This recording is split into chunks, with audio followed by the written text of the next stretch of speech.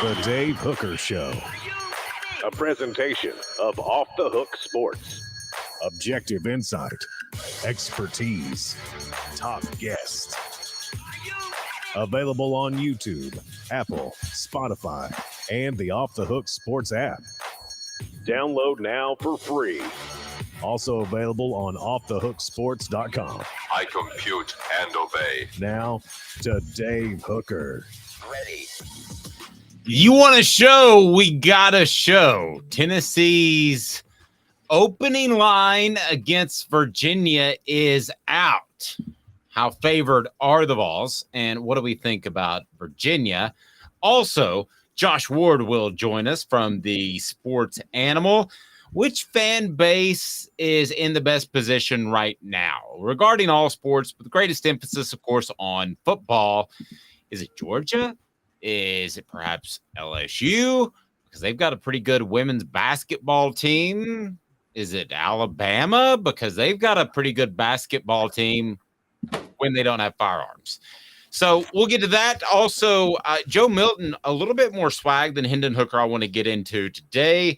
And Tennessee is behind more than half of the SEC schools in states with better recruiting per 247 Sports. Also, the ACC approves merit-based revenue sharing. What does that mean? Well, that means that right now, every SEC school gets the same amount of cash. If you made it merit-based, that's bad news for Vanderbilt. Caleb Calhoun, how are you, sir? Oh, I'm doing very, very well. It's so pretty today outside. What about you, Dave? I'm fantastic. Got the gym out of the way, so I'm good to go. Probably a little after effect from the pre-workout drink as well. So let's get it rolling right now. Caleb is the biggest gambler in the history of man. I will go ahead and say that. It's basically Caleb, and then a slight drop down. It is Pete Rose. So here we go. Caleb wants to lead the show. I bet on how many hits our show gets per day, guys. So we got an over/under daily at 11,500. That's where we are. Tennessee, a 27-point favorite versus Virginia. That's according to DraftKings. And by the way, we'll have a big announcement of a partnership that we're going to have with a gambling website we're looking forward to. So this might be the last time you ever hear the word DraftKings on the show, but you're hearing it now. 27-point favorite against Virginia. What do you make of the opening line? What I make of it, quite honestly, right now is stay as far away from it as possible if you're a Tennessee fan, because last year this team last year would have easily covered that. Virginia's the type of team where they're going to drop 40, 50, and they may allow 20. But either way, yeah, they would have easily covered this last year. This year, we've talked about how we don't know what to expect from Joe Milton. We don't know how the offense is going to change. Dave, you and I both talked about how they might do a little more ball control because of the running game and because of the questions about Joe Milton's accuracy, and also because Josh Heupel might just feel like he needs to have a few more time-consuming drives. So you factor all those things in together, even though I think Tennessee is significantly better than Virginia, I stay away from this line. And if done to my head, I take Virginia to cover a 27-point spread. I would stay away from most opening lines because every team is different. And I addressed this with somebody on the YouTube channel that that South Carolina team that you think the Tennessee is going to beat just beat them by a bajillion points. Well, I mean, that's true, but every team's different. Chemistry is different. And I'm just using that as a point. I don't want to get off on a South Carolina tangent, for goodness sake, but every team is different. So I don't know that this team will have its strongest attribute, which was belief. And it was snap and clear mentality. That started with Butch Jones, but that is really how this team played last year. That's the first I heard the saying. They didn't get obsessed with a great play. They didn't get down over a bad play. I don't know that mentality is going to be there. So I stay away from opening games in general. But as far as Virginia, they're hoping that a Monmouth transfer, his name's Tony Muskett, comes in, and he's the starting quarterback, and there's no set announcement on that yet. But they have a bigger question at quarterback than Tennessee. So I'll go flip side. If you made me gamble, and I don't for a good reason, because I enjoy the pools and the parties in Vegas, not the gambling, and the gambling builds all that. If you made me bet on this, I would actually take Tennessee to cover and cover pretty easily. I also think that Tennessee is going to want to make a statement with Joe Milton. Not that they're going to be even more aggressive than they are, but I think there's an opportunity to do that against this Virginia team. So I would go the opposite, but I would agree with you. I would stay away from most opening numbers. I would stay away from this number as well. Yeah, I agreed about most opening numbers. Some I actually am a little more convinced of. It just kind of depends because there's just teams that I'm higher on to start the year that I'm lower on that not everybody else is. And so, for instance, I do believe the LSU Florida State line is out right now, and I don't care what that line is. I'm putting it all on LSU. I'm going all in on LSU to cover. I don't care what they set the line at. Honestly, I could see that because the line with Florida State's pub is going to be slanted towards Florida State by a couple, 3-4 points. I think that's going to be the case. I do like that point. I usually don't like opening games, so I love that. Yeah. And I see it now. Yeah, LSU's favored by 2. Man, put a bunch of money on. Guys, get rich now. Put a bunch of money on LSU to cover that 2-point spread on opening weekend. But, yeah, with 2 teams with Tennessee and Virginia, both have new quarterbacks. It's so hard to know what to expect. My gambling advice is don't touch that line. But yeah, Dave and I are on opposite sides. I just think the ball control that Heupel's going to try to implement and experiment with is going to slow them down a lot in the opener. Well, but that would be good news long term because it means your defense isn't as tired and isn't as subject to being fatigued or injured later in the season. Getting back to Virginia, they've got a deep running back group. I think they'll be pretty good there. Receiver is going to be a big issue for them because of losses from last year. And the secondary has to replace some monstrous holes, 2 all-ACC cornerbacks in Anthony Johnson and Fentrell Cypress II. Given that, have I talked you any more into perhaps Tennessee covering that they have secondary issues and might struggle to score with a Monmouth quarterback and a group of receivers that haven't proven anything at the college level? No, because what the secondary issues mean is the receivers are going to be bare and wide open, which I thought they were going to be anyway, because that's how this offense runs. Now, the question was always, when they are wide open, is Joe Milton going to be able to hit them? And so we'll have to see how that goes. I would say theoretically, yes, if it's Squirrel White, because again, just Squirrel White's the one receiver you can overthrow by 20 yards and he'll still catch it. But I don't know about the rest of them.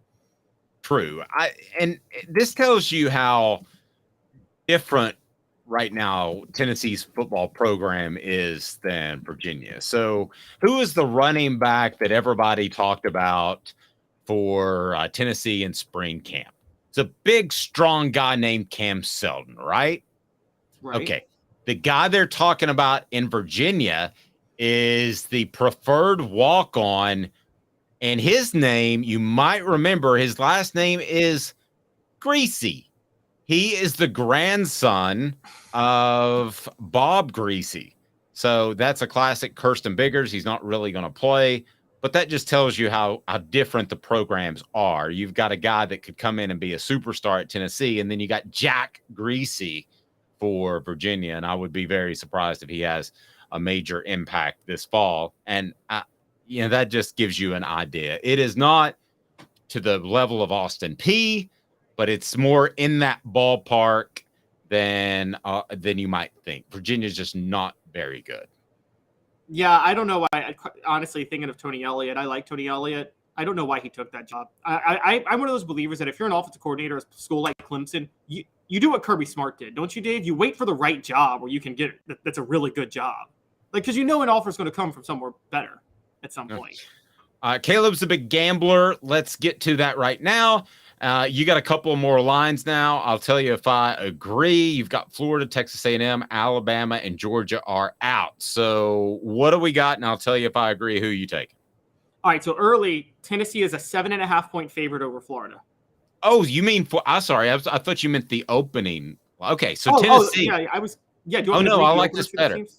No, I like this better. I misunderstood you in the 4:15 production meeting we had this morning. Okay, so Tennessee is a what spread over Florida? 7.5.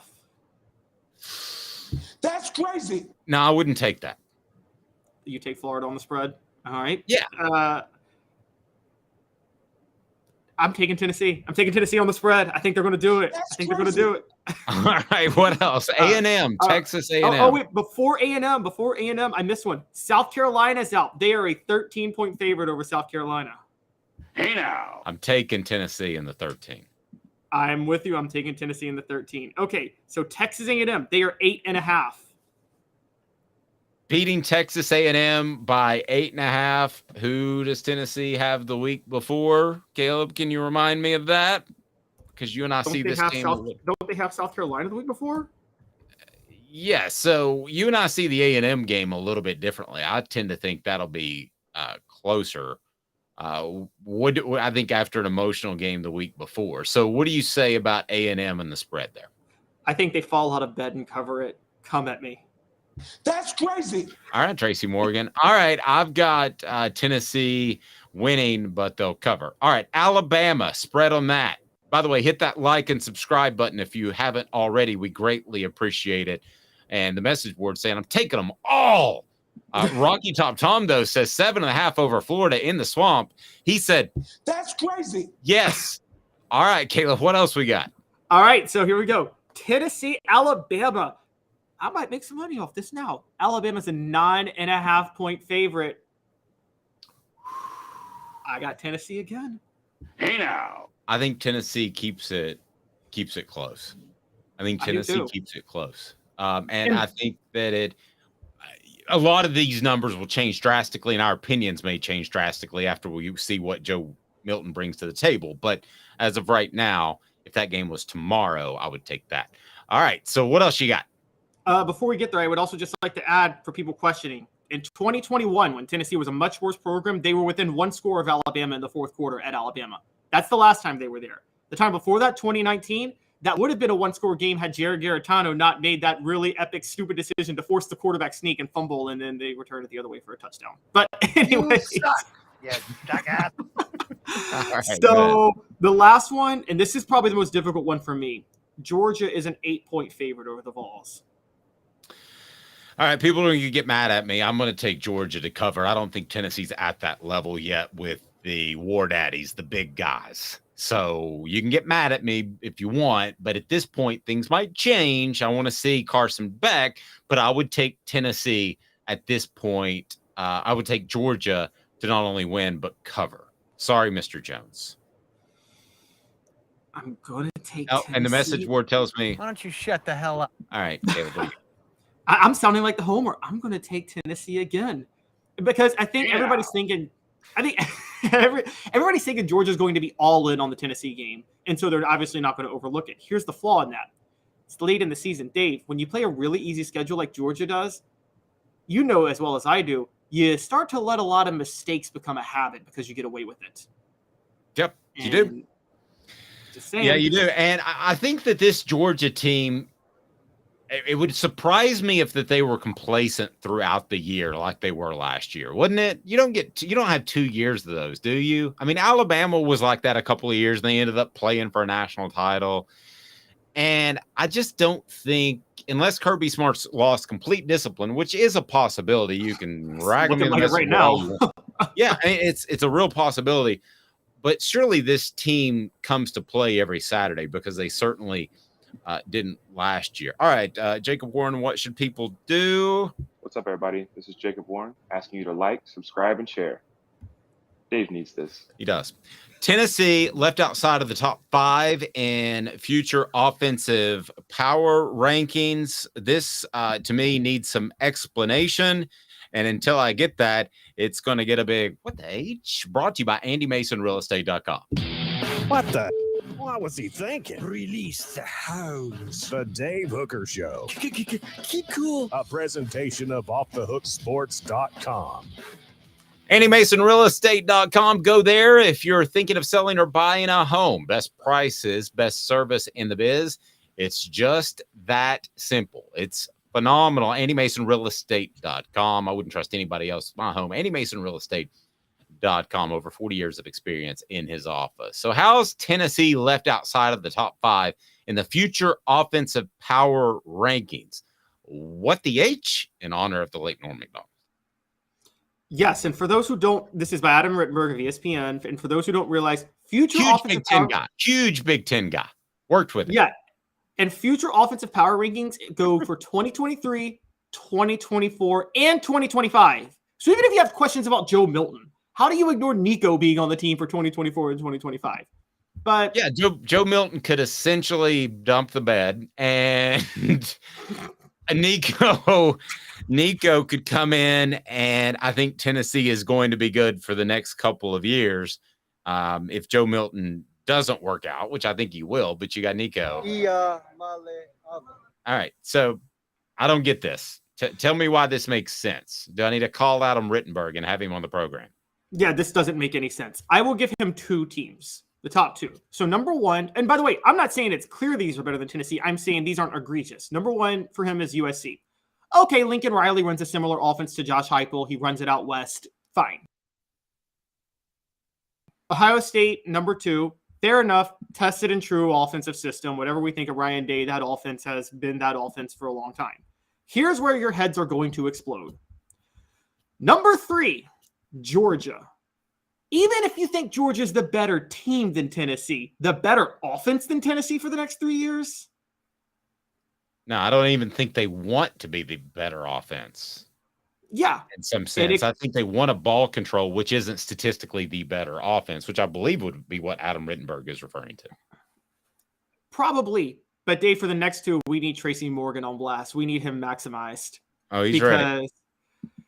4th, Alabama. That's crazy. All right. Why in the world would Alabama be 4th ahead of Tennessee? I don't. According to Rittenberg, Alabama's offense has become a mainstay near the top as Saban embraced a philosophy around quarterback play and piling up points. He clearly hasn't done his research on the new offensive coordinator they just brought in. So that's insane. It makes no sense. And like you said with Georgia, I don't even think Saban wants Alabama to be ahead of Tennessee offensively. And so this is just insane. But number 5 is like Tracy Morgan magnified, because number 5 is the worst of all of them. Michigan is ahead of Tennessee. Michigan. That's crazy. Michigan's, I mean, you can like that type of offense more if you want, which is an offense that's more about ball control. I kind of like those type of offenses more, to be real honest with you, to keep your defense fresh. But at the end of the day, if this is based off production, I don't see how Michigan compares to Tennessee at this point. I don't. Yeah. They don't at all. They don't at all. And like people, I guess they're looking at like points per drive or per possession or something like that. But I still think Tennessee was pretty high on that last year. I mean, I could be wrong on that, but I'm pretty sure that even if you factored that in, they were still near the top. Now, a great point brought up by Rocky Top Tom here. It's because Darnell Wright is gone, Dave. Our offensive line has a lot to prove. Now, Darnell Wright, I'm more of an offensive line guy than anything else. I think that's where games are won and lost. I hate that phrase, but it's true. Up front on both sides. Old school SEC guy, Dave. Yeah, but I am a Darnell SEC football in the 80s.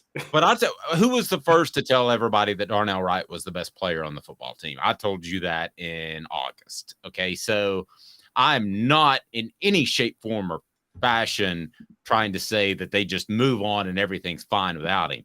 But I do happen to think this year they have enough talent where they'll be just fine. My concern is what they lose for 2024 on the offensive line. But I think Tennessee's offensive line will actually be good this year. I'm not going to say better than last year because you don't lose a Darnell Wright and get better. But as a whole, I don't think they take a major hit. Now, I think they're a little thin on the interior. I don't think you want to lose a guard or Cooper, especially to injury. But I think Tennessee's offensive line will actually be a strength, Rocky Top Tom. I really do. And also, even if it's a question this year, do we really think it'll be a question 3 years running? I mean, this Josh Heupel offense is tested and proven at 2 other stops. Well, So- no, I do have a question. I mean, I do have a question long term. I have a question in 2024, 2025. I think he needs more of this big cats to come in. So, yes, I have a question after this season, and maybe transfers and maybe guys develop. But, yes, I think there's concern about not having enough big guys. And that's not just me saying that. That's from some people within the program that's where they need to beef it up. And I think everybody said that publicly. I don't think that's any declaration of anything unknown, right? I mean, I don't see that. Go ahead. He hasn't filled out a recruiting class or filled out a transfer class yet since Darnell Wright went in the top 10. And I bring that up because I'm pretty sure a lot of elite right tackles in the portal and in high school are looking at that right now and really seriously considering Tennessee. And you got to think, before that, I'm sure a lot of these guys felt that Tennessee was not a destination for offensive linemen to be able to thrive. But when Darnell Wright goes in the first round, when Cade Mays was drafted the year before, and Jerome Carvin inks a deal with the team as an undrafted free agent, I think you're starting to see offensive line realizing they could easily go to Tennessee and develop to NFL prospects. Yeah, I like Campbell and Mincy at tackles. Okay. I like Carrick at an interior position at guard a lot. I like Spraggins a little more than okay, but not a lot. And I think we all know that Cooper Mays is an all SEC top center. So I don't think their offensive line's an issue this year at all. I really don't. Even without Wright. But I think that in 2024 and 2025, as someone told me, that's where it gets dicey. And that was the exact term they used. And I think it does get a little bit dicey if they can't continue to hit on transfers, in particular at the offensive line position, or they can't develop guys or go get the big guys. I mean, they haven't gone out and got a Cade Mays, for instance. You know, that type of 5-star guy coming out of school, a high school that is ready to play. They haven't got that cat yet. And you need 2 or 3 of those cats pretty much every recruiting class, because the old saying that I had was it's 50-50. You look at a recruiting class, 50% of the guys will be contributors or stars, 50% will be washed up and gone from the program. So you really need to hit on 2 elite offensive linemen a year at the very least, and supplement them with some 3-star guys as well. But I don't see that yet. Maybe that happens, but right now it seems like they're having more success at other positions. But the great Derek Dooley determined that you don't need an offensive line. You can go a full class without an offensive line. I will tell you this. And that reminds me, when he said that a running back makes a great offensive line more than a great offensive line makes a running back, I was so close, because I was considering a career move at the time anyway. I almost put my pen and pad down and walked out of the room. It was the most absurd thing, that a running back makes an offensive line more than an offensive line makes a running back. That was his first spring practice. I will never forget that. And then I remember his exact example was LaDainian Tomlinson has made yards no matter who he's run behind. I'm like, well, he's been running behind a great line for like 10 years. So, and you don't have a LaDainian Tomlinson.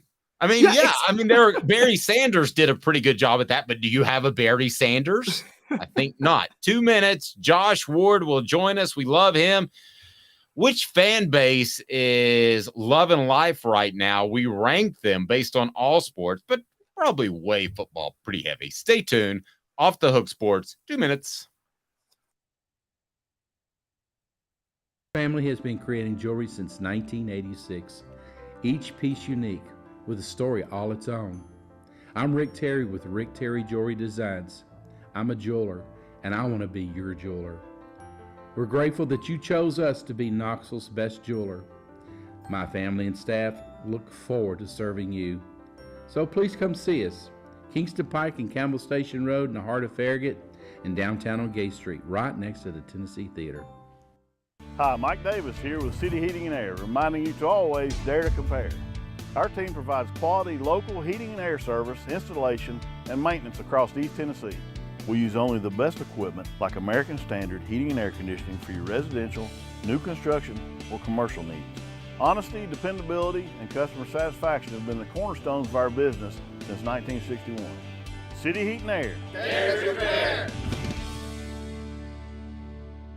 With all that sun, sand, and salt water, the beach is a very relaxing place. Unless you wear contacts. Ow! Open your eyes to the best the beach has to offer with LASIK vision correction from Campbell Cunningham Laser Center. Do you want to own the more that owns every job? Then get to Vassey Lawn and Garden in Cleveland and get you a Toro. I'm David Vassey, here to talk to you about Toro. With a Toro Zero Turn, you'll get more out of every minute and you'll reach the finish line faster. At Vassey's, we like to say, no matter if you're mowing 3 acres a week or 11 lawns a day, homeowners and business owners alike find confidence in equipment they can trust from top to bottom. Vassey Lawn and Garden, Highway 60 North in Cleveland. Man alive, it's worth the drive. These mountains hold and defend a spirit far better than moonshine. A drink that holds flavor, that becomes necessity. A hard cider made and relished by folk who are as hearty as they are legend. A refreshment that can only be found in one place. With a taste that makes you say, give me 3 bottles of the good stuff. Tennessee Cider Company, where necessity can be found.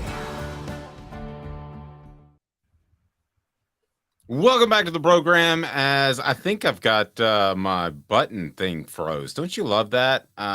Technical issues never happens. Here we go. Objective coverage. Hey, that's new. If we get caught, we're going to jail. The Dave Hooker Show, a presentation of Off the Hook Sports. YouTube, Apple, Spotify, and the free Off the Hook Sports app. I'm going to need to see some identification. Back to Dave Hooker. I remember my first day in broadcasting. Josh Ward joins us now of the Sports Animal. You can listen to him from noon to 3. You can read his great stuff on Off the Hook Sports, that's the name of it, offthehooksports.com. It's been one of those mornings. Josh, I don't know. What's the name of a dad blame site? Got any idea? You remember your first day in broadcasting, but not the URL to your own website. It's okay. Well, I was telling Caleb I got up early this morning for the workout and maybe too much pre-workout stuff. That's not good for me, but I love it. Should I continue? Here it is. Yeah, I like a good glass of water before. I thought he was going to say steroids, but that's what I go with. It's being considered. He's testosterone replacement. We'll see. It depends if they decide to be an advertiser. All right, Josh. So I wanted to will Dave inject testosterone into his body for a new advertiser? Probably. All right, Josh. So let's get to the top fan bases right now. Who's loving life? You wrote a column on that. It is on offthehooksports.com, and it's hard to deny Georgia, right? I mean, we always want to do something provocative in the offseason, but it's Georgia. They've won 2 national titles. Yeah, it's Georgia. All sports matter, but none matter nearly as much as football. Basketball is great. Basketball creates a lot of excitement. An exception there could be made for if you're having the conversation in Lexington, Kentucky, but Kentucky's not having the type of success they expect in basketball right now. So with what Georgia is doing in football, and it's really not close in terms of their results compared to everybody else, as good as Alabama has been the last couple of years, Georgia has still been head and shoulders above Alabama in terms of results. The one loss Georgia has over the last 2 seasons is to Alabama. But if you look at all of the programs, Ohio State, Michigan, LSU, USC, and we'll see if things change. But with what they're doing right now, as impressive as it is, they would trade places in a heartbeat with Georgia, and so would every fan base. So like Tennessee is on the list of fan bases who are in a really good position, and things have changed greatly. But they would trade everything for what Georgia has with the back-to-back national titles. So what fan base would you most want to be a part of right now, based off a little bit of everything, but surely football, as Josh pointed out, is the lead dog in that. So taking all sports into account, who was number 2 on your list? Still Alabama. When we talk about Alabama dropping off, we're talking about Alabama dropping off. They are still above just about everybody in college football. And there is a question going into the season. New offensive coordinator again with a quarterback question heading into the season. Is Alabama vulnerable? Maybe the answer is yes, but I also know that Alabama has all kinds of talent and will be a national title contender again going in. And there are only so many fan bases that can really talk about that with confidence. Plus, at this point, Alabama has stockpiled so many wins and championships. There's so much to celebrate. So you have that. You have Alabama basketball, which needs to improve its image, but they're still at the top of the SEC on the court. And it's an athletic department that has a bunch of riches thanks to the football success. So while Alabama fans may be frustrated because it's been 2+ seasons since they won a national title, they've won a bunch of national titles, and they will have a chance to win another one this year. Josh, would you like an update on my dog? Not especially, but I'll take one if you would like to offer it. He had 11 teeth removed.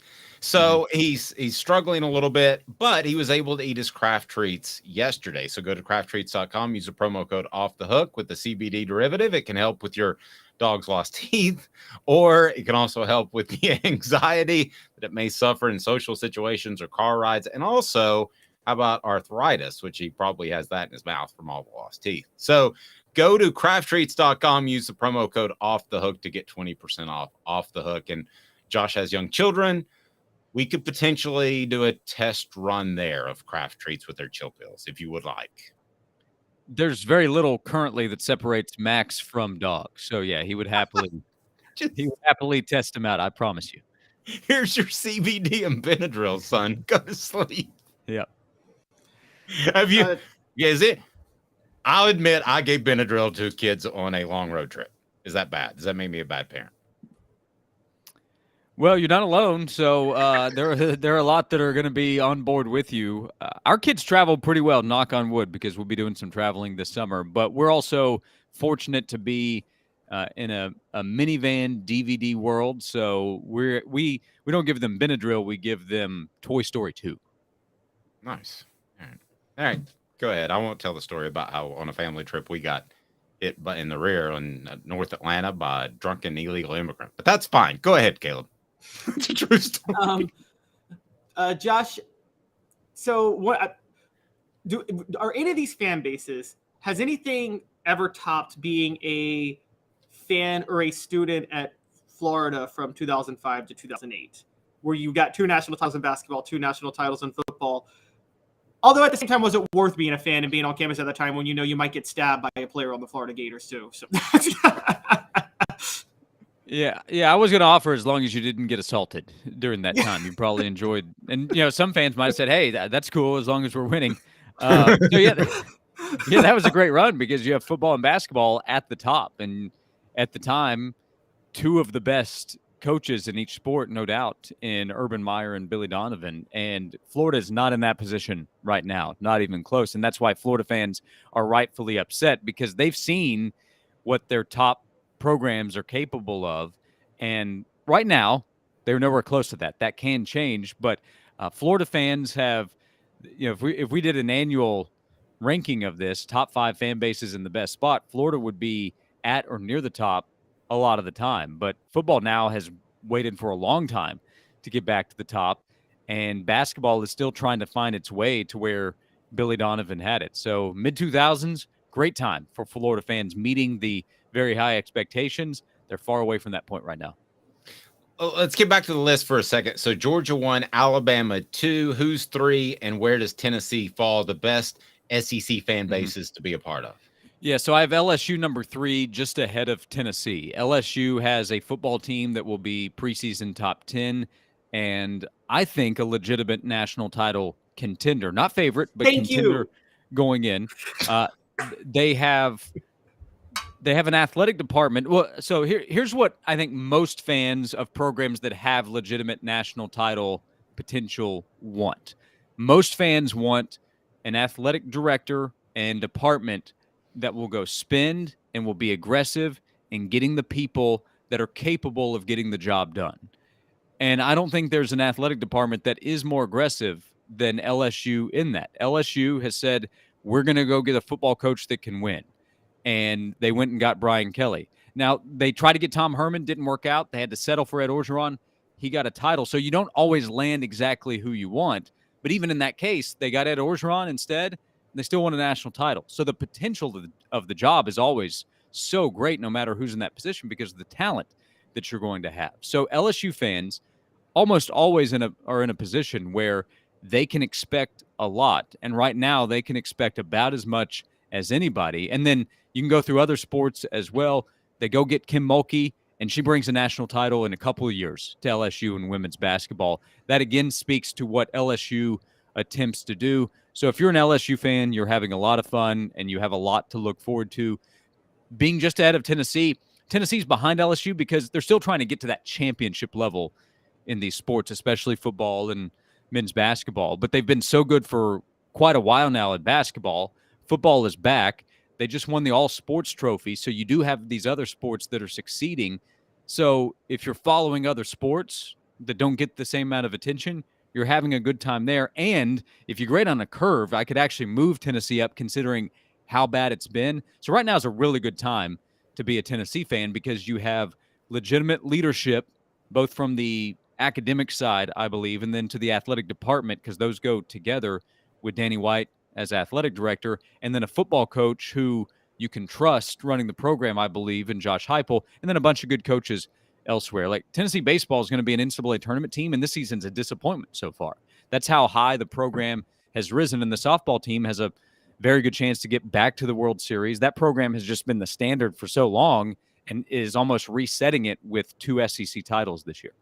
I want to switch gears for a second and talk about some Joe Milton. First, Jacob Warren. What's up, everybody? This is Jacob Warren asking you to like, subscribe, and share. Dave needs this. Let me ask you, Josh, what did you think of Joe Milton and his demeanor as we kind of read into his mindset for the upcoming season? But he was on the Good Morning Football show, and he seemed very, very confident. What did you think of his demeanor? Because it's quite different than Hendon Hooker this time a year ago, who was much more reserved. Yeah, Joe Milton does have Joe Cool to him. Looks the part, kind of carries himself that way. I think that he is more confident and more comfortable in the position as Tennessee starter compared to 2 years ago, partly thanks to Hendon, partly thanks to Tennessee's coaches who have helped Joe develop. He just has a better understanding of what's expected of him off the field, on the field as the quarterback. 2 years ago, he's trying to learn everything very quickly and play very quickly with the way Tennessee's offense ran, and it was just too much too soon. I think Joe's a lot he's clearly better based on what we've seen to this point, the way he played in the Orange Bowl. How much better will he be? How consistent will he be? We'll find out this fall. But Joe knows he has the talent, and now he knows that he understands more about playing the position and running Tennessee's offense. So with the natural confidence he has thanks to his athletic ability and his arm, to go along with his knowledge that he's developed over the last couple of years and his leadership skills that he's improved over the last 2 years, that's why he looks so comfortable.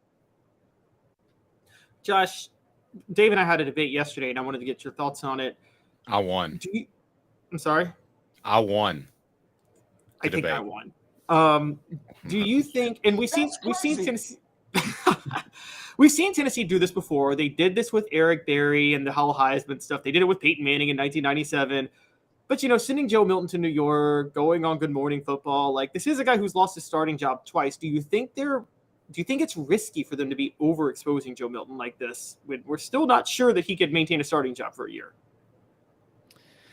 Well, to be clear, it's more Spire than Tennessee. So Spire sent Joe and Ramel Keaton up there, just like last year, Hendon Hooker and Cedric Tillman went because they were kind of the big pieces. Ramel's a senior on the football team now and has been a part of the program for 5 years. So, but from the perspective of Tennessee and him representing, look, he's the quarterback. I mean, he's the starter. So if it doesn't work out, it doesn't work out either way. The Heisman odds have Joe as a person to pay attention to, not a leader. That's Caleb Williams going in at USC. So if it doesn't work out, they go to Nico, and then it's just his time. And then at that point, you really need it to work out with Nico pretty quickly because you don't have other options at that position. But if you're Tennessee, you're confident, you should be, that you have helped Joe improve at the position and that he's going to be ready to take the next step as a quarterback in this offense with everything that you're capable of doing.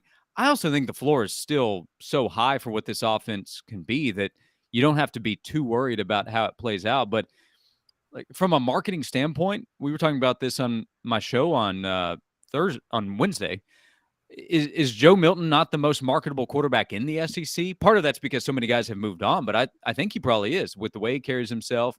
All this excitement about how strong his arm is. He was in the, Barstool puts out a video of him in their offices up there throwing a football as hard as he can, 15 feet down the hallway. So he's just, there's something about him that is very exciting. He was on College Game Day on ESPN. That was a Tennessee thing. They put him out there. So he's very marketable. At some point, though, you do have to go back it up, and that's about 3 months from now. Yeah, and Brew McCoy's a better player. They should have sent him instead of Ramel Keaton. That's my well. I guess so. I think Brew's better. I agree with you. I don't know how much that matters, but Ramel's a guy that's been in the program for 5 years. So, they weren't marketing Ramel. I think it was more of a reward of what he's done. They could have taken Jabari Small. They could have taken a bunch of guys. So I don't think that's as big of a deal. But Ramel is a guy that I think is really respected. He's overlooked in this offense because Brew gets attention. There's excitement about Squirrel White with what he'll do entering year 2. There's excitement about what Dante Thornton could bring to the offense as a transfer from Oregon. And all of that is warranted. But Ramel Keaton stepped up last year when Tillman went down and made big plays for Tennessee in big games. And behind the scenes, I think is putting in a lot of work that we don't get to see, but they know about it. So I think that's part of the reason Ramel made that trip is because of the work that he's put in and how he's respected. I agree. And Joe Milton has that respect too. At some point, Tennessee might have to be in that position, or Spire Group might be in that position, I should say, as you pointed out, that they might have to take a non-quarterback if they have a true battle and you don't want to kind of anoint one guy. I'm sure they get feedback from Josh Heupel about who they take to New York, right? Maybe. I don't know if there's a seniority to it because it was 2 seniors last year, 2 seniors this year. And a lot of the trip was you go into New York, you get to be around businesses. They go to the New York Stock Exchange and get to check that out. Next year, Nico's the guy. I can say that with a good amount of confidence. Are you taking him up there? More. Yeah, but here's my bold prediction for 2024. They're projecting Nico to be the starter. But so I don't know if he's making that trip or is it 2 older guys that are making that trip. My guess is Nico, but I don't know that that's the case. So I'd like to see a defensive guy get some love. Aaron Beasley could have made that trip, or Amari Thomas could have made that trip. But I don't know what the budget is. Why can't they take more? This isn't media days. You can take more than 2. So they didn't ask me. It's not a big deal, but it is a good opportunity to have that kind of experience and that kind of exposure. I'll say that with a lot of confidence. Yeah, to me, you bring up the SEC media days, and it should be, just for the record, Jacob Warren and Cooper Mays this year, and Joe Milton. Did they take 3? Did they take 3 last year, or was it 2, Josh? I think it's because they took Flowers, they took Tillman and Hooker, so they took 3. Yeah, there you go. All right, so take 3. It should be Cooper and Jacob, and then it should be Joe Milton. And I say that with maybe slight inclination that they. Well, Jacob should definitely be there because anytime you have a chance to take a Farragut alum, you know that you'll be very well represented. This team has a number of guys, no joke, that would be good reps. I mentioned Aaron Beasley, Amari Thomas. They're leaders on the team. They've been leaders within the program in terms of the Vol Leaders campaign that they have. Cooper is definitely a great choice. Joe is an obvious choice. Ramel, again, could be that. So they have a bunch of veterans, guys that are stepping up into leadership roles that were left behind by guys that left after last year's team, which comes back to where the program is. So the more guys that you can legitimately talk about taking to media days, the more legitimacy your program actually has within the SEC. Yeah, that New York trip, though, needs to be about hardcore business. Who's the most marketable? Yeah, I agree with that. And that is what it's about. And by the way, Tennessee's had a few years where that's some tough pickings for media days because of where the roster and program was. That's not the case right now. I think Tommy Townsend was a candidate before he transferred. Yeah, I mean, I don't want to name some guys, but there are some guys where they would end up on the list by the time that came out, and I was like, it's gonna be a tough week for Tennessee. Yeah, I'll name one of them is Jeremy Pruitt. You wanting to go represent your school? Oh, Jeremy Pruitt was better than Butch Jones the last year. Who remembers Butch Jones' last year at SEC Media Days? Well, the best to me, I think the best coach remark at Media Days from Tennessee would be Derek Dooley, 2012, proclaiming the SEC doesn't have Tennessee to kick around anymore, and he made that proclamation about 3 to 4 months before Tennessee fired him because his team got kicked around again in the SEC. Also, Tyler Braid guaranteed an SEC championship that year at SEC Media Days. I remember that. He said Tennessee would win the SEC title. Who could throw a beer bottle further, Joe Milton or Tyler Braid? That would be a good marketing campaign. The problem is they would both miss their target. Like Tyler missed his target throwing the beer bottle. And all right, let me do. I do want to play off something that Caleb said earlier. So it's not Tennessee necessarily promoting them, but do you think that Joe Milton is getting too much love before he's really proven himself? Would that be a concern in your mind if you're Josh Heupel or you're anybody in the program? Well, let me ask you this: too much love from whom? Like from the media, clear the outside sources. Okay. No, because I think a lot of what I see is that Joe is on that needs to prove it list this year. I'm not seeing as much first round mock draft talk as I expected, honestly, because what I'm seeing a lot of is he's one of those players that if he has a really good year, then he can jump up into that conversation, which I think is totally fair. A year ago, Todd McShay put Anthony Richardson in his top 10 in his mock draft, which actually ended up being true. So he got it right. But at the time, Richardson still had a ton to prove. So Joe is more appropriately placed, I think, in a lot of these lists. National media, I think, are looking at Joe and the offense and putting those together and saying, hey, his talent, and he was the MVP of the Orange Bowl, and that's just one game, and it's a bowl game where we do have to be careful. But if we hadn't seen him at all at the end of last season and we were going on mop-up duty in 2021, then I would probably be sitting here saying, let's be slow here. We need to see him be a starter again. But we've seen it in a small sample size. But he looked like he was improving, coming in as a backup for Hendon Hooker later in games. And then we saw him in the game against Clemson be better than he was in 2021. So that combined with knowing Josh Heupel's offense has so much potential, I think makes Joe Milton an obvious candidate to talk about a guy that could make a leap. But, like in media days, I don't know that Joe's going to be all SEC. He might, but he has to contend with Jaden Daniels, who I'm confident will be all SEC. Mm-hmm. Rattler's getting a good amount of attention at South Carolina, and he still has a lot to prove. Carson Beck might get a ton of attention if there's that kind of confidence that he'll be Georgia's guy. So it's a league that has to replace a lot of QBs. So Joe Milton, I think, naturally gets more attention because of the offense that he's in. Be interesting to see who gets more votes, Carson Beck or Joe Milton. Yeah, my guess is Milton, by the way. But I mean, it's that Georgia's going to win, so you just take that quarterback position. And if Beck were named the starter, then maybe it's different here. But even though he's expected to be, there is still technically the battle going on between Beck and Vandegrift. Josh, keep up the great work. Noon to 3 on the Sports Animal in Knoxville. Appreciate you, man. You got it. Thanks a lot, guys. Thank you, Josh. Have a good one, Josh. Was told to me early, Caleb, about Joe Milton, because somebody said, and actually was a South Carolina fan, I believe, said Joe Milton doesn't seem like the type of guy that would read his press clippings. What I was told even before spring camp is, this was in January, is when Nico showed up that there was enough of a factor that if Joe was the type that would read his press clippings, he was not going to let that get in the way. That there was enough of I could slip up and lose this thing, and that he responded. Not that he needed to. I don't want to make that sound wrong, Caleb, but there was enough of that where he said, I got to be a 10 out of 10 every day from a work ethic standpoint. Yeah, and that showed in the spring because Joe really worked to not – you could tell Joe had a determination in spring practice to not lose that starting job, and he didn't.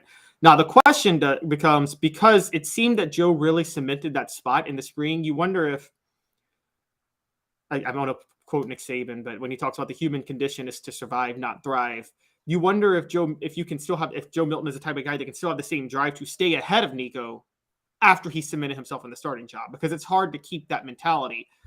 But yeah, I think losing his job to Hooker, I know he doesn't like to say it, but he still lost his starting job to Hendon Hooker. I think there's some things like that humbled him a little bit, that made him, I don't want to say he was cocky or arrogant, but I think kind of put him on alert. I think, by the way, Tennessee should send to New York the person that they think has the best chance of being Taylor Swift's next boyfriend, whenever that is. But, How old is she? She's getting up there, isn't she? That is true, actually. She's like 33, 30. She's 30. Gosh. Like an elderly person. By the way, I hated that Tina Turner passed away. Let's talk about somebody. If I made a short list of people I'd like to see live, she would be on that. Portions of the program. She lived in Knoxville for a minute. Born right outside of Memphis, but lived in Knoxville for a couple of years. I didn't know that. Portions of the program brought to you by Vassy Lawn and Garden. Vassy Lawn and Garden, go to vassy.com. Before we talk about Tennessee recruiting, I want to remind you that when it's industrial mowers or commercial mowers, that Vassy Lawn and Garden will take care of you. Worth the drive to Cleveland, Tennessee. Man alive, it's worth the drive. Toro, count on it. So Tennessee is where, in terms of location, as it would affect recruiting, because there's a 247 column out that's a little bit stating the obvious, but there are a lot of states that have better recruiting than the state of Tennessee. Who are they, Caleb Calhoun? So according to 247, the states with the best recruiting, there are 10 states that are ahead of Tennessee, and unfortunately for Tennessee, a lot of them are in the SEC. Tied for 10th are Illinois, South Carolina, and believe it or not, Connecticut. Yeah, Connecticut. Okay.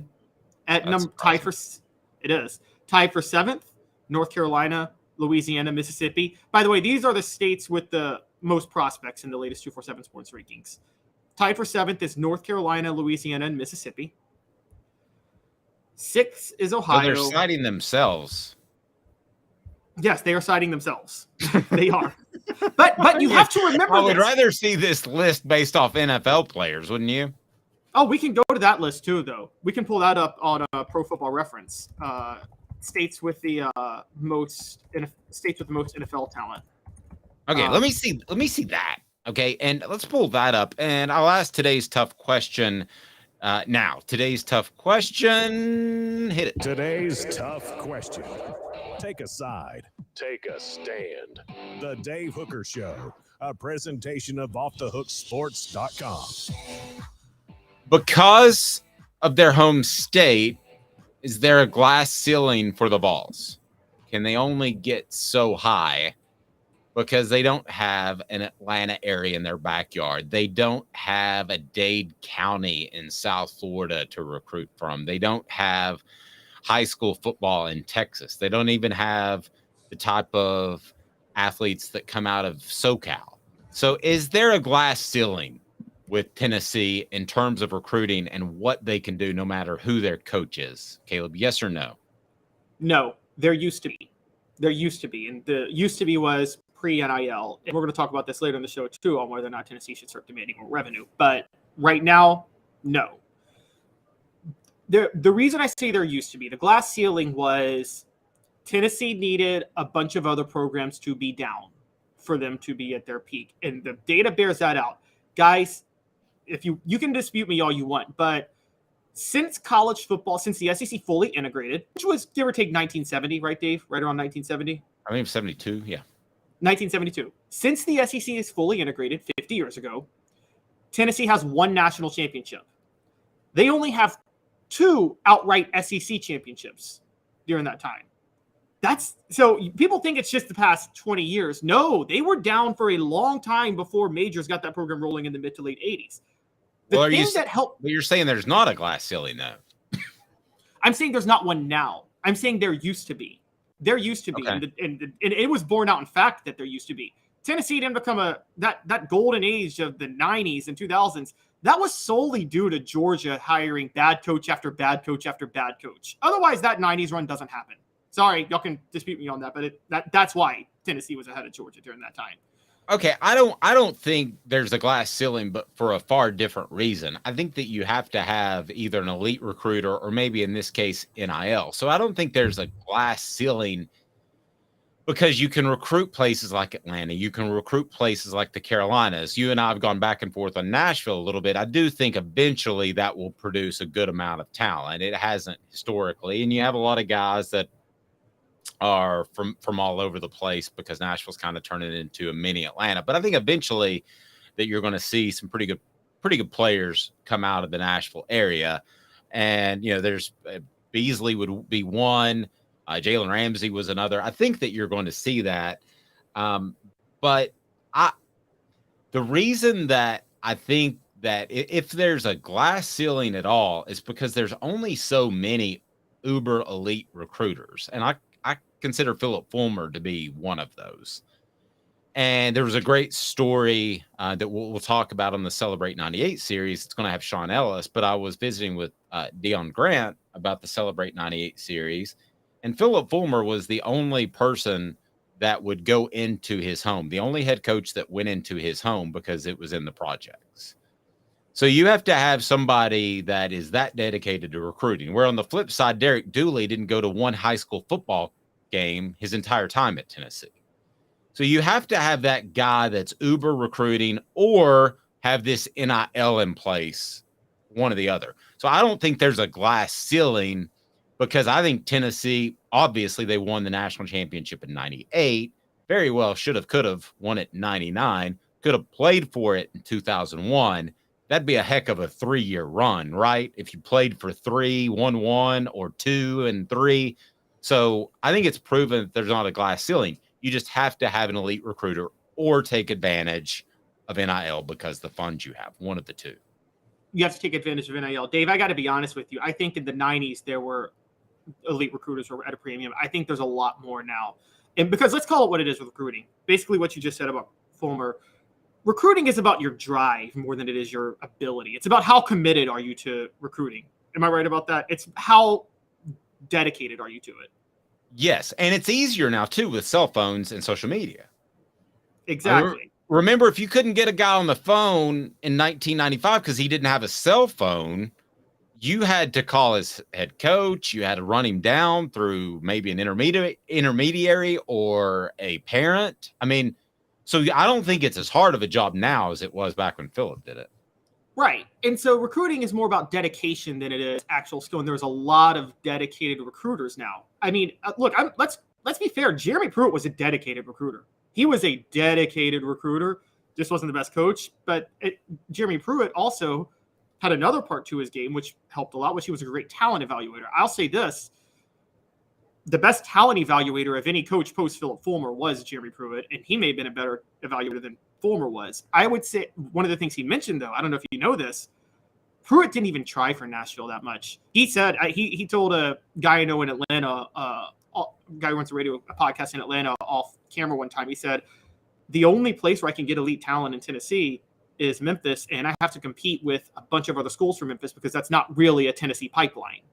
No, it's not at all. Yeah. Might as well be Memphis, Mississippi, or Memphis, Arkansas. Yeah. Ole Miss can compete with Tennessee for Memphis kids. Alabama competes with Tennessee for Memphis kids. So he openly said, he's like, that's the only place where you can get consistent elite talent in the state. And he basically said straight up, most in-state kids in Tennessee are really overrated. Most high school talent in Tennessee is overrated. And in the message board, SC Scout guy, who's a South Carolina fan, said, I think Shane Beamer realizes exactly what I'm saying. He is constantly in recruits' homes and at their games. This has the highest social media interactions of any coach in D1, according to 247. True. And who was he a GA under? Philip Fulmer. Also, I think it's something to be concerned about. And that's why we brought up the Beamer versus Heupel. And I would say this to any South Carolina fan. Would I take Heupel right now? Yes. Do I feel as confident as I did before the way South Carolina finished? No. But yeah, I think that Beamer is going to be that guy that maybe not, his coaching staff may not be elite, from an X's and O's standpoint, but he's going to beat the bushes in recruiting. It also helps that he's a little bit younger. And at some point, you can't beat the bushes quite like you used to. Yeah, but watch out for one thing you said, SEC scout guy. You said he has the highest social media interactions. Do you guys know who the first SEC coach to really get out ahead of the curve and embrace social media was? I don't think I do. It was old Butch Jones, crew cut Butch Jones. Oh, that's true. Yeah, he was way out. He was heavily out on Twitter. How'd that work out for him? Because you still have to evaluate the talent and you still have to develop the talent. And Butch Jones couldn't do either of those things. Well, but that doesn't mean it's a bad idea to do it. I think you ultimately, okay, like the Dooley thing, you have to be in front of the kids. Like the Fulmer thing, you have to be at their home. You have to do all that. But it doesn't hurt that your social media it's at most the icing on the top of the cake, right? It's to use the Dooley phrase, it's the hot sauce. Yes. But Lane Kiffin is very active in social media, not really helping him recruit at Ole Miss. No, they're all transferred and NIL guys, no question about it. But 2 minutes, why Vanderbilt doesn't deserve any money. How about that? He's Caleb Calhoun. I'm Dave Hooker, Off the Sports. And Craving Wings South North Shore location, where we've heard people say that you can get the best wings in East Tennessee. Pero ¿quién es este? El número 87, Jacob Warren. I'll just do 6 in my sauce 87, please. Imposible, señorita. Dale 6 más. Look at these wings. Perfectas, deliciosas, fantásticas. Man, I don't know what you're saying, but it sounds awesome. How do you say fresh, never frozen in Spanish? Frescas, nunca congeladas. Make your way to Craving Wings and get you 6 más. But what was funny about Cadis, we were a full continuum of care at that time. We had detox, we had inpatient, we had outpatient. So we were doing a lot of the things that we do now. But now we just do them so much better. It's really a simple program, but we're complicated people. I am what I am, and now I got to do something about it. You can take your life back. Call Cadis today. Got cataracts? We can fix that. Never miss another moment. With a little help from Doctors Campbell, Cunningham, Taylor, and Hahn at cctis.com. Do you want to own the more that owns every job? Then get to Vassey Lawn and Garden in Cleveland and get you a Toro. I'm David Vassey, here to talk to you about Toro. With a Toro Zero Turn, you'll get more out of every minute and you'll reach the finish line faster. At Vassey's, we like to say, no matter if you're mowing 3 acres a week or 11 lawns a day, homeowners and business owners alike find confidence in equipment they can trust from top to bottom. Vassey Lawn and Garden, Highway 60 North in Cleveland. Man alive, it's worth the drive. Our family has been creating jewelry since 1986, each piece unique with a story all its own. I'm Rick Terry with Rick Terry Jewelry Designs. I'm a jeweler, and I want to be your jeweler. We're grateful that you chose us to be Knoxville's best jeweler. My family and staff look forward to serving you. So please come see us. Kingston Pike and Campbell Station Road in the heart of Farragut and downtown on Gay Street, right next to the Tennessee Theater. Who's this guy? Hello, wizard. The Dave Hooker Show, a presentation of Off the Hook Sports, YouTube, Apple, Spotify, and the free Off the Hook Sports app. Back to Dave Hooker. Couple of good message board moments. Tweet by tweet. Butch Jones's old saying, brick by brick. And then somebody, let me go back. All right, Smoky Mountain Red asked me, is Kiffin available for my next birthday party to play guitar? Yeah, I mean, I'll ask him, but the text back's going to be, what's the guy to girl ratio going to be? I mean, he's not going to show up with a bunch of dudes there. And also, what's the guy? Well, wouldn't it be what's the guy to girl under 30 ratio? Sorry. You said that, I didn't. So when he goes, Dave, can I talk to you for a second? At SEC Media Days. Caleb said it. It wasn't me. One other note. Of age, by the way, of age. Okay, I'm talking like Leo DiCaprio style. Yeah. Some weird R. Kelly thing going on. Yeah. All right. So the ACC has approved a merit-based revenue sharing. Okay, so let me tell you what this is going to do in the front end, then tell me if you like it on the message board. because this will destroy. Smoky Mountain Red said he can arrange that. He can arrange a strong female to male ratio. Good. And maybe I'll show up. So, by the way, it is my anniversary today. So, oh, congratulations. Yeah, pretty cool. Pretty cool. She's I outkicked my coverage. I'm the Dustin Colquitt of husbands. So, 3 years. No, 27. But all right, so here we go. This will destroy college football as you know it, but I think it will make it better. And that is the ACC has approved a merit-based distribution of funds. In other words, you do better in the athletics departments, then you're going to get more cash. Sounds like a big, huge mess, and it probably is. But here's how it will destroy college football and athletics as you know it, which might not be a bad thing, because the smaller schools that don't get as much money are already behind, because then they would get less money, so they're going to fall further behind. It's exactly like small market teams in Major League Baseball. They fall further behind while the Yankees sign a new contract with the YES Network. So if this happens, you are definitely going to see a super conference, and I'm all for it in both the ACC and the SEC, because does Vanderbilt bring as much to the table as Alabama or Georgia or South Carolina or Florida? Absolutely not. And we can talk all day about how they bring academic integrity. I don't give two flips. At the end of the day, I think that this will happen maybe at the ACC, and it will grease the wheels towards a separate super conference. So the ACC, as Smoky Mountain Red pointed out, grasping at straws. Yes, they are. They're trying to save their conference. But in reality, it's like when I sat down with Roy Kramer in 2000. And I said, do you realize what you've created with the BCS would set up a playoff because you're seeding teams? And he goes, no. I was like, okay, but no, you are. I mean, that's what you're doing. You're seeding teams. And so this is they don't mean for it to do this, but this will grease the wheels for them to fall apart anyway, and could grease the wheels for a super conference if other conferences adopt it. Thoughts, Caleb? Yes, but other conferences are not going to adopt this. And I will tell you. So. I don't think so. Yeah, because the Big 12 adopted this with Texas. It nearly destroyed them.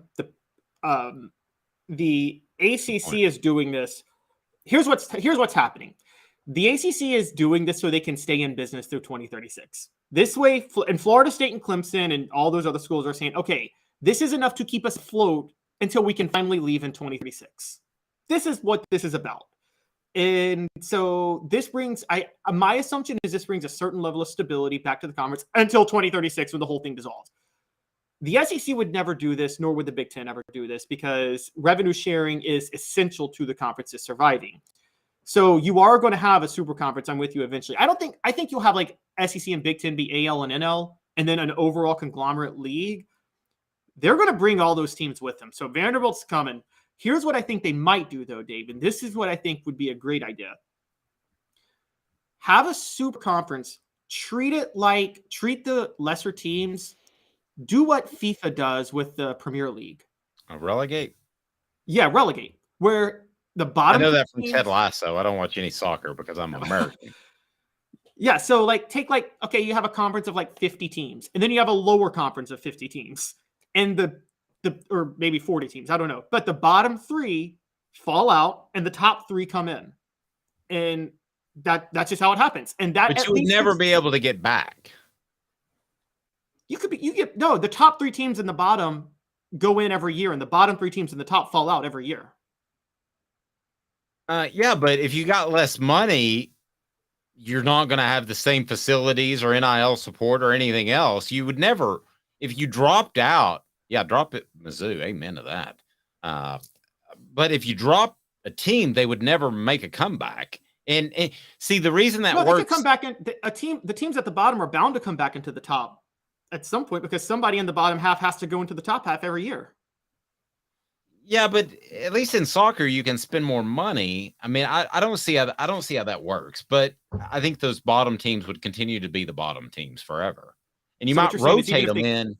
Yeah, I mean, I think Wake would drop out of the ACC, and forever be out of the ACC. I think they would be the big pile of wake. So what you're saying is even if they rotated and came into the bigger conference, they would be at the bottom of the bigger conference, so it really wouldn't matter. Yeah, they might rotate in. I tell you, too, where if I'm an SEC fan, this perks up my ears. Because if the ACC does this or does what you're talking about with relegating, and they somehow have their bottom half is even lower than it is now, and it's pretty low already. The bottom half of the ACC is pretty bad. So if it's even worse, and literally you're playing second stringers in the second quarter versus a conference opponent 4 or 5 times a season, then SEC fans, you got a major gripe if an ACC team like Clemson gets in and a second team, like let's say Alabama or Tennessee last year, didn't get in. That to me is that throws off even the playoff picture. Or you want to talk about the 13th team. If you want to talk about that 12th or 13th team when you have the playoff next year, man, the ACC is already bad enough. Do they deserve a seat at the table if their conference gets worse?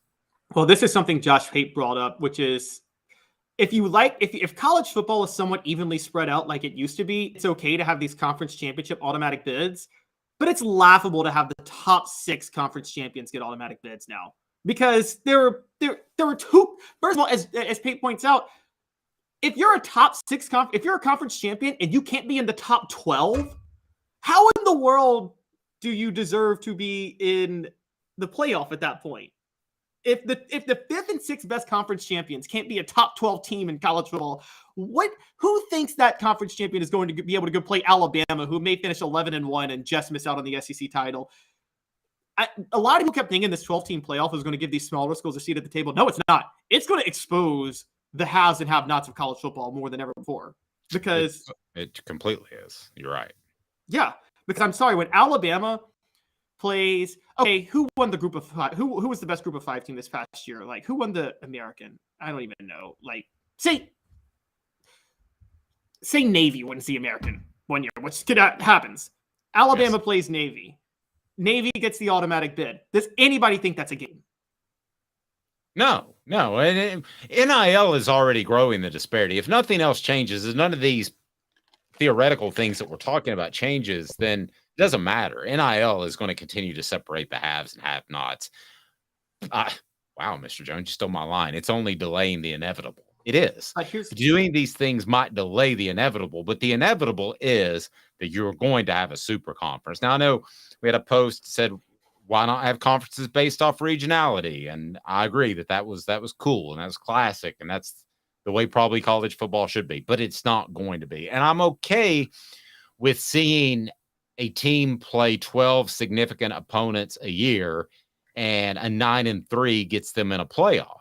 Caleb, I'm okay with not seeing the UTEPs of the world and the Akrons of the world. Maybe it's because I had to cover so many of those games. But if you have a super conference, you're playing somebody pretty good every year or every week, excuse me. Yeah. So by the way, there are going to be regional conferences. This is how this is going to go, guys. The SEC and the Big Ten are going to gobble up so many teams. They're going to make conferences within their super conference, and they're going to organize them regionally. And that's going to create it. It won't be perfect. Some rivalries will go by the wayside, but there will be new rivalries created. So if the SEC takes 30 teams, they'll have 3 10-team conferences based on regions at that point. And so it's not going to be that big of a deal. I think, honestly, here's my radical take, Dave, and I think Tennessee should get out ahead of the curve on this. I think Notre Dame, where they're one step ahead of everybody, they're behind in a lot of ways, but staying independent. I know the SEC ties and loyalty is a thing, but given the fact that you can negotiate your own TV deals, honestly, I think the SEC holds Tennessee back. So they're kind of like the Yankees with the Yes Network. Exactly. Interesting. I think Tennessee should. I think they're holding themselves back, splitting revenue with these other SEC schools like Vanderbilt and Missouri. I do. It's interesting. Elias says once we started emphasizing the national title over everything else, this became the inevitable route. True. Yeah. Does anybody think I don't dislike it. I'm not afraid of change. I'm not afraid of having a quality opponent every single week and a 12-team playoff. Does anybody think college football is more exciting now than it was in 1990 when you had it all spread out and Colorado and Georgia Tech shared the national title? Do I think it's more? Yeah, I think it's much more exciting now. I hated debating that back in the day. I hated that? Did you not hate that?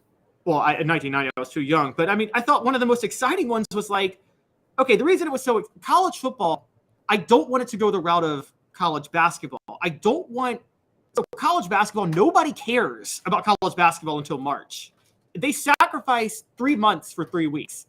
I don't want college football to do that.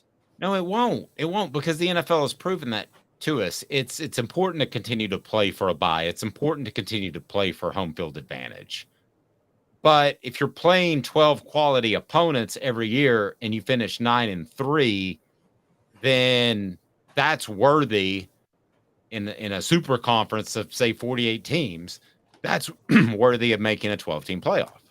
Probably a 9-3 team or a 10-2 team is going to make it, right? And I'm cool with that. The thing that the scariest thing about the playoff is that right now you have a top end. It was Alabama and now it's Georgia, and probably both of them to some extent.